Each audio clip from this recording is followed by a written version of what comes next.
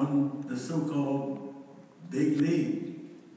But then they were excluded and formed their own organization, the Negro Baseball League. And many of the players were legendary. And I don't want to go through all the names right now because I can't remember all. My father liked baseball. He was born and reared in the South. And his team was the Birmingham Black Barons. That was his favorite team. When he came to Chicago, he continued to revere. My dad was a black nationalist. His attitude was Negroes were never going to make it in America because of their race, not because of their abilities.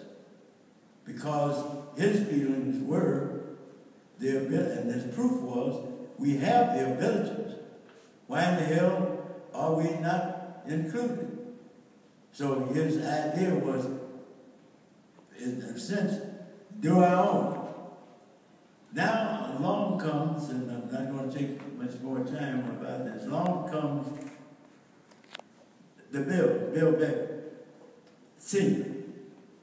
in the 20s. And startlingly for me, my father shifted attitude. Bill Veeck is for him, they're going to be all right. I said, shit, my daddy must be crazy. Where he's been talking, and now suddenly he has reversed that attitude. Because Bill Veeck very early indicated his opposition to segregation. Now, I didn't get to know Bill Veeck very well. I didn't get to know Bill Veeck Sr. But then a young man came into my brother's life in the 1930s, when my brother was captain of an all-white, a black captain of an all-white team at Tilton Technical High School, and they went to play in the regional, getting ready for the state basketball championship. And when he came on the floor with this all-white team, he was booed.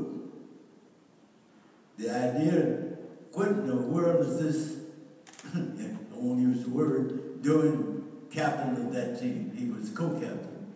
The Murphy brothers, one of the Murphy brothers, captain.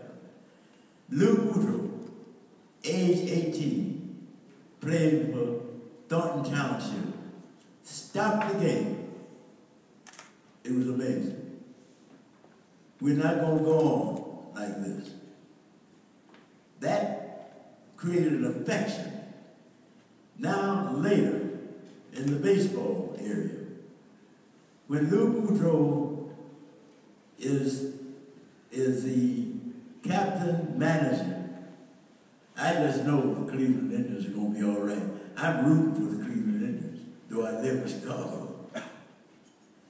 And then when he was made the manager by the Veecks, by Bill Veeck, I knew that was consistent, that social change, you know, climatic change comes because of nature, but social change becomes of human beings making decisions about other human beings. The Veeck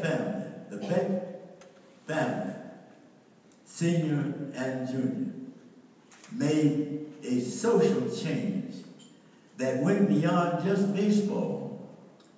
That those decisions that were made by that family, by senior and junior Veeck, has had its impact beyond baseball into other areas of life, transferred into other athletic areas, but then it created and broke much of the barriers that we live today in our social life.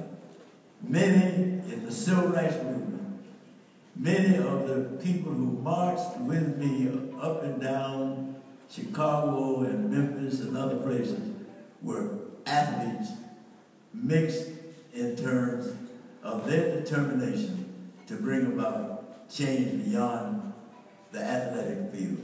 So those are mine.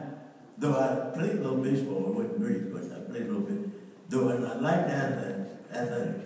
But I looked at what beside being on the baseball field, 9 innings a game, does this have on those who go out